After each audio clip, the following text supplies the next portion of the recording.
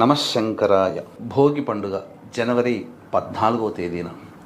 ఈ రోజున పిల్లలకి బుద్ధి ప్రచోదితం కావాలనే ఉద్దేశంతో, ఆయురారోగ్యాలు కలగాలనే ఉద్దేశంతో సాయంకాల సమయంలో పిల్లలకి భోగి పండ్లు పోస్తారు. 1 సంవత్సరం మొదలుకొని మ్యాక్సిమం 10 సంవత్సరాల పిల్లలకి భోగి పళ్ళు పోస్తారు.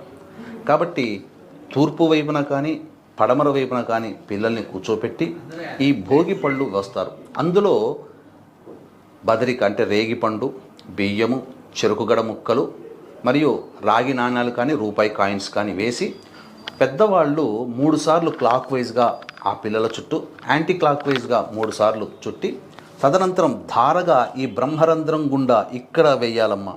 ఈ బ్రహ్మరంధ్రం గుండా ఇలా ధారగా వేస్తే ఈ బ్రహ్మరంధ్రంలో నిక్షిప్తమైనటువంటి మేధాశక్తి పెరిగి వాళ్ళు చక్కగా